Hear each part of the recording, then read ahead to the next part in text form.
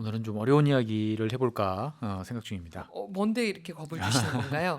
선물 거래라고 들어보셨나요? 선물이요? 예, 지난주에 박사님이 저한테 주신 그 선물 말씀하시는 건가요?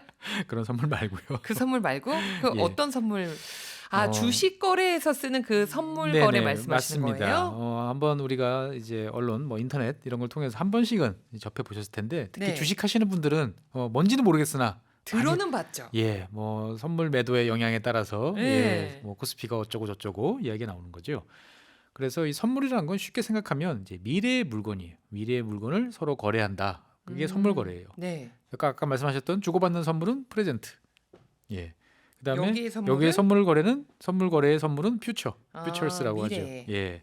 미래 것을 이제 거래하는 겁니다, 보면.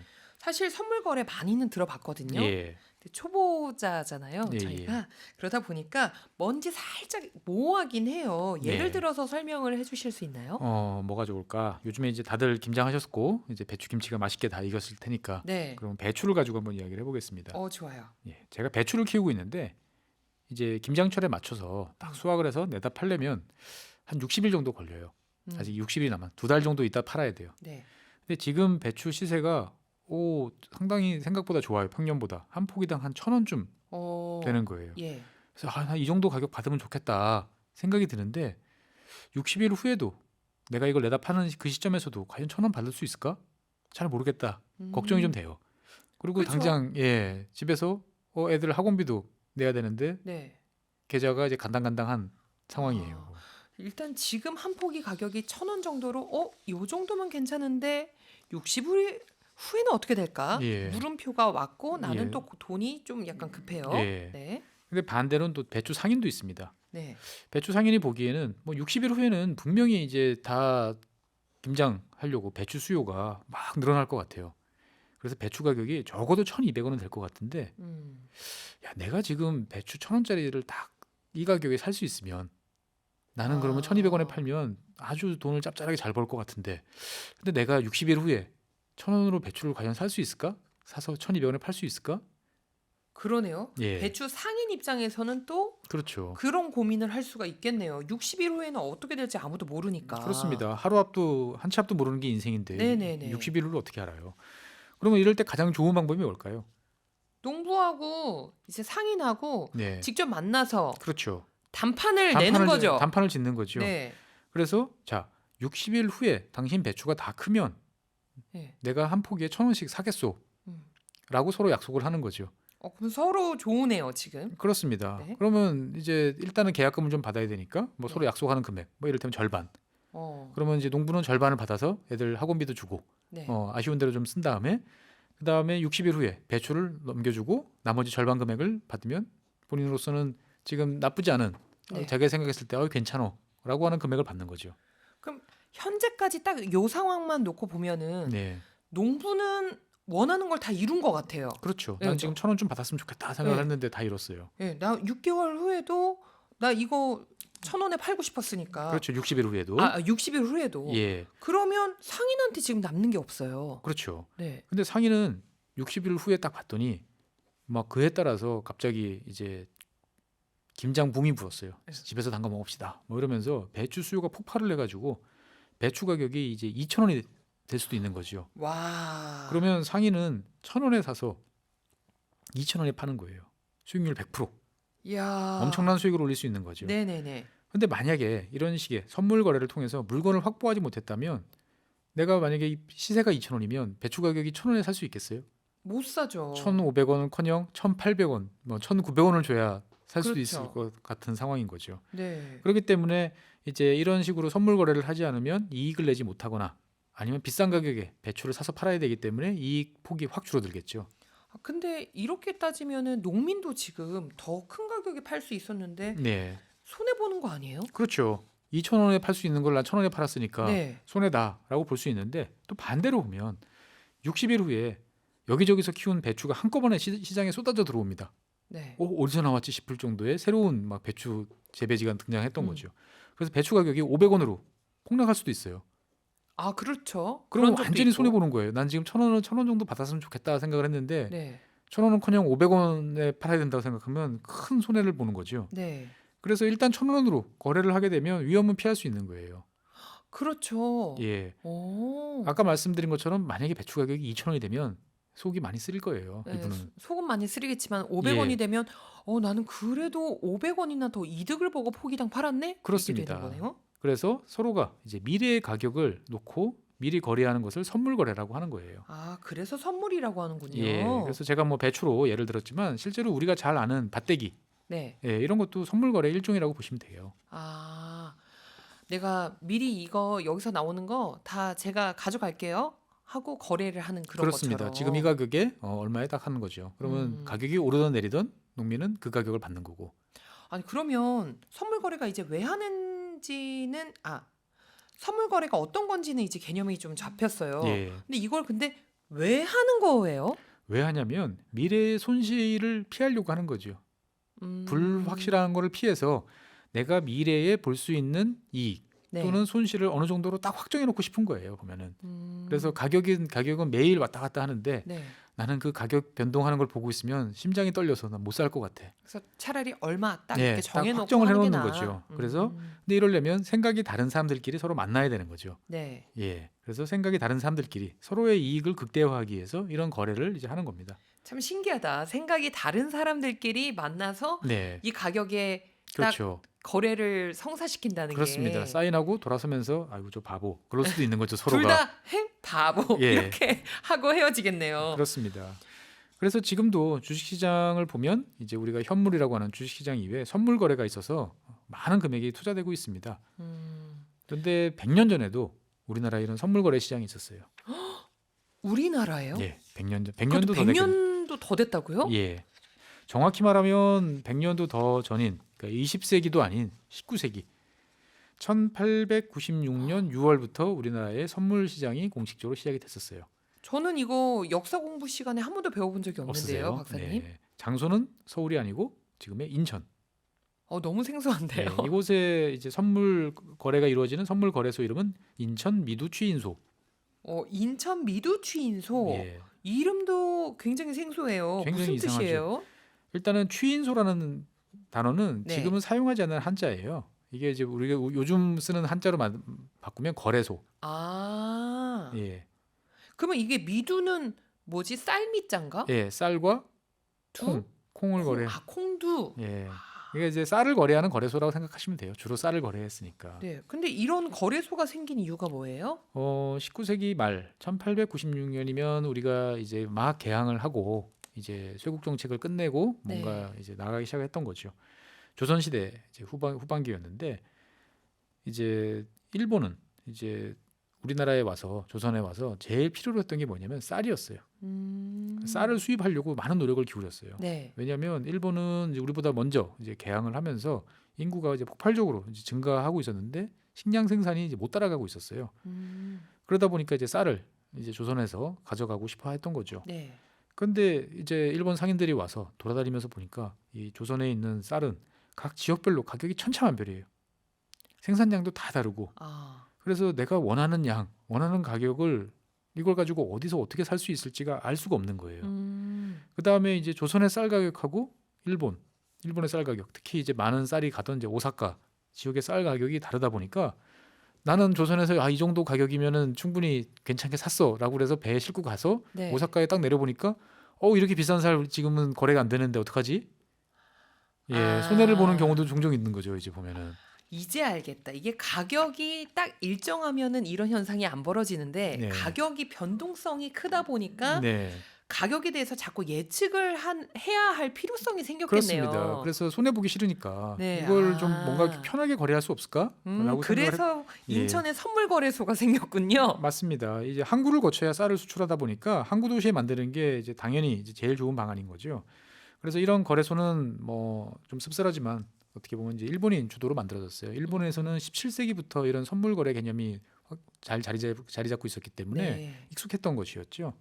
그래서 이제 이 인천에 생긴 취인소에서는 일본 오사카에서 거래되는 쌀 가격을 기준으로 이제 미래 쌀 선물 가격을 서로 이제 주고받자라는 개념으로 만들어진 거죠. 네. 근데 그 거래되는 오사카에서 거래되는 쌀 가격을 어떻게 알아요? 이 당시 막 설치된 최첨단 기술인 이제 전신 케이블을 통해서 정보를 받았습니다. 우리가 옛날 전보, 모르스부 이런 거 있잖아요.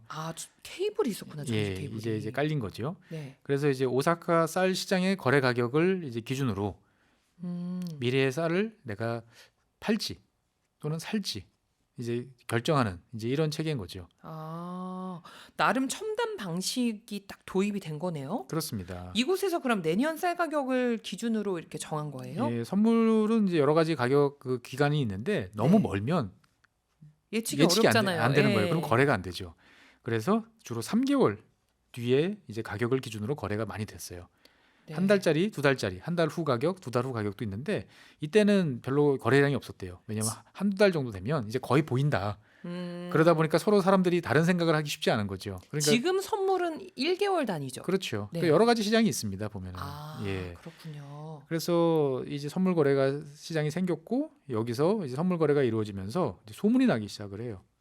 뭔지는 잘 모르겠는데 오른다, 내린다, 산다, 판다 이것만 알면 돈을 벌 수 있어. 그쵸. 예, 똑같아. 일본어 네 마디만 알면 이제 돈을 벌 수 있다는 소문이 이제 퍼져나가기 시작을 합니다. 오른다 너 내린다 너. 예, 네. 그 다음에 나 산다, 판다, 이런 거 정도만 알면 되는 거죠. 그러다 보니까 그러네요. 이제 조선 전역에서 구름처럼 이 사람들이 몰려들기 시작을 합니다. 그런데 쌀 거래는 어디서나 할 수 있잖아요, 사실. 예. 이곳에서 쌀 거래를 하면 뭐가 좀 더 유리했나요? 쌀이라는 것들은 우리가 생각해 보면 부피가 되게 커요. 우리가 먹는 식량들은 다 부피가 큽니다. 네. 그러면 우리가 이를테면 충청도에서 내가 쌀을 1000섬을 이제 갖고 왔어요. 확보를 네. 샀어요. 그러면 이거를 인천까지 갖고 와야 되는 운송비도 들어야 되고 운송비 또 예. 창고도 있어야겠네요. 창고도 있어야 되죠. 그러면 여기에 또 뭐 여러 가지 거래 비용들이 있겠죠. 오고 네. 가는 짐꾼들 밥값도 줘야 되고 일당도 줘야 되고 계속 비용이 발생을 예, 하네요. 계속 비용이 발생하는 거죠. 그러다 보니까 이런 쌀 거래를 하려면 원래는 큰 자본이 있는 사람들만 거래를 할 수가 있어야 돼요. 근데 선물 거래소는 이제 많지 않은 돈으로 거래를 하면서 차익을 노릴 수 있는 특징이 있습니다.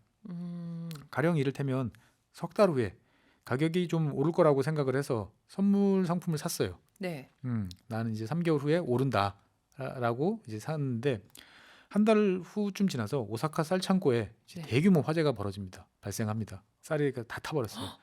그러면 이제 가격 그러면 폭등하겠네. 이제 한 달 지났으니까 두 달인데 그러면 쌀이 당연히 모자랄 거라고 생각을 하는 거고 네. 그 당시 쌀 가격보다는 지금 선물 가격이 훨씬 싸게 느껴지겠죠 사람들이. 네. 그러면 너도 나도 와서 이 선물을 사겠다라고 하는 거죠.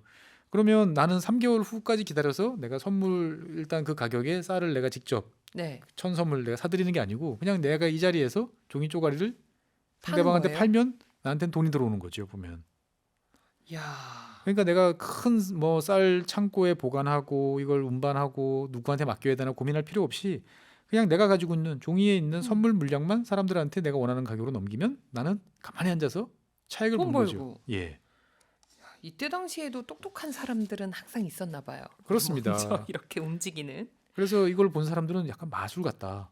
그러니까요. 이거 예, 현물이 없어. 지금 예. 쌀 없는데 없는데 뭔가 막 사람들끼리 주고 받고. 네, 종이로 예, 왔다 갔다 누구는 하고. 돈을 벌었다고 좋아하고 누구는 눈물을 짓고. 진짜 마술이네요. 예. 네. 근데 이제 아까는 쌀이 올라간다고 했는데 만약에 석 달 후에 쌀 가격이 나는 떨어질 것 같아. 그러면 어떻게 해야 될까요? 어떻게 해야 돼요? 그럴 땐? 그러면 3개월 후에 이제 쌀을 사야 될 사람한테 가서 계약을 이제 하는 거죠. 자, 네. 예를 들어서 지금 쌀 한 가마니에 10만 원이야. 네. 10만 원인데 석 달 후에 너 쌀 필요하지. 그러면 내가 너한테 9만 원에 쌀 한 가마니 팔게. 너는 3개월 후에 그러면 9만 원에 나한테 쌀 산다는 약속을 해줘. 네. 그러면 내가 너한테 9만 원에 쌀을 팔게. 네. 라고 하는 거죠. 그러면 상대방이 미래의 쌀 가격이 뭐 그래도 그때 한 적어도 한 9만 5천 원 정도는 하겠지. 라고 생각하면 오케이 하겠죠. 하겠죠. 네. 그래서 계약을 합니다. 선물 계약을 하는 거죠. 나는 그 선물을 이제 파는 계약을 한 거죠. 아, 그런데 3개월 후에 쌀 가격이 8만 원으로 떨어지면 아잉, 예, 나는 9만 원에 팔 수 있는 거잖아요. 이 사람은 만 원에 이. 그렇죠. 저 사람은 무조건 9만 원에 사가야 되니까 네. 나는 8만 원에 가격 쌀을 사가지고 이 사람한테 넘겨주기만 하면은 이 사람은 만 원의 이익을 만 원이 나는 취하는데 이분은 그렇죠. 어쨌든 9만 원에 사기로 약속을 약속을 했으니까 이를테면 쌀값이 뭐 7만 원, 8만 원이 돼도 난 9만 원을 줘야 되는 거죠. 와. 아니 그런데요. 쌀이 지금도 비싸잖아요. 예. 한두 가마 사는 게 아닐 텐데 그때 당시도 굉장히 큰 돈이 들었을 것 같거든요. 그렇죠. 그러면은 가만히 있어봐라. 한 1만 가마 정도를 산다고 하면은 가마당 지금 10만 원이라고 치면 10억이 들어가는 거죠. 이건 아무나 할 수는 없었겠네요. 그렇죠. 근데 여기에 네. 또 선물 거래에 또 마법이 작용합니다. 이 선물 거래는 이 약속하는 시점에 이제 몇 달 후에 가자라고 네. 이제 거래를 하는 거죠. 그러면 이제 일단은 외상 거래죠. 네. 그러면 지금 내가 10억을 다 줄 필요가 없어요. 다 내 주머니에 있을 필요가 없는 거죠. 그러니까 한 5%, 한 10% 정도만 있으면 일단 거래는 할 수 있어요. 나머지는 그때 가서 정산하자라고 네. 하는 거죠. 이제 보면은. 그래서 5천만 원 있으면 이를테면 5%만 있으면 거래를 할 수 있다. 이렇게 서로 약속을 해놓으면 5천만 원만 있으면 나는 10억 원짜리 거래를 할 수 있는 거예요. 아, 그러네요. 계약금 쪽으로만 주면. 그렇죠. 그렇게 해서 가마당 만 원씩을 벌어서 1억 원을 벌면 나는 원금 5천만 원을 들여가지고 원금 제하고도 5천만 원 수익을 보는 거죠. 수익률 100%. 와, 이거 신기하다. 근데 만약에 쌀값이 11만 원이 됐다. 아, 그럼 완전 손해 보는 완전 손해 보는 건데요? 거고 내가 만약에 쌀값 11만 원에 이제 만 가마를 조달할 11억 원이라는 돈을 내가 조달할 능력이 없으면 파산하는 거죠. 아, 그러네요. 이게 한편으로는 마술 같기도 하지만 네. 한편으로 굉장히 위험하기도 하네요. 그렇습니다. 그러니까 네. 이게 미래의 리스크를 내가 손해를 좀 덜 보려고 하는 정도라면 괜찮은데 욕심이 이걸로 과하면. 돈을 벌겠다고 생각을 하면 그때부터는 리스크가 매우 커지는 이제 그러한 방식인 거죠. 아무튼 이렇게만 이야기를 들어봐도 그때 당시 인천에서 나 돈 좀 꽤 벌었다. 혹은 나 돈 좀 잃었지만 나 다음에 다시 한번 해볼 거야라는 사람들이 많아졌을 것 같아요. 사람들이 굉장히 많이 인천에 몰렸겠는데요. 그렇습니다. 그래서 이 1904년 통계를 보면 당시에 이제 선물 거래 시장에 네. 이제 출입하는 사람들 통계를 보면 일본인이 한 60%, 그다음에 당시 조선인이 한 40% 정도의 비율이었어요. 네. 그래서 지역적으로 어디에서 와서 이렇게 거래를 하나 보면 인천은 물론이고 서울, 심지어 부산에서도 이 상인들이 와서 이제 거래를 했어요.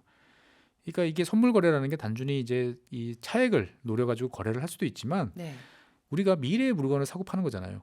그러면 내가 서로가 약속을 해야 돼요. 미래에 파는 그 쌀, 그러면은 서로가 그 쌀 품질은 어떻고 이제 그렇죠. 어느 정도의 그 서로가 약속이 돼야 되는. 음. 그래서 이 표준화된 쌀이 필요한 거예요. 이 선물 거래 대상이 되려고 그러면 일정 네. 기준을 충족시켜야만 쌀 거래 시장이 되는 쌀 거래를 할 수 있는 거죠. 그러니까 품질도 이제 균일한 이제 쌀들에 대한 선호가 높아지는 거고, 네네. 그래서 쌀 거래가 또 표준화되고, 그러다 보니 이제 쌀 무역이 그 전에는 이제 아름아름 그냥 주먹구구식으로 이제 서로 되다가 이때부터는 체계적인 산업으로 이제 자리를 잡게 됩니다. 그러니까 당연히 선물 거래를 해야 되니까 이제 중간에 막 서로 왔다 갔다 하려면 돈만 왔다 갔다 하는 거니까 이럴 때면 네. 금융업이 필요한 거죠. 근데 실제로 3개월 후가 돼서 내가 그 쌀을 실제로 내가 받아야 되고 수출을 해야 되고, 네. 그러면은 창구도 있어야 되고 선박도 빌려야 되고, 그러면 이제 금융업, 해운업 이런 것들이 이제 다 성장하게 발달하겠네요. 성장하게 되는 거죠.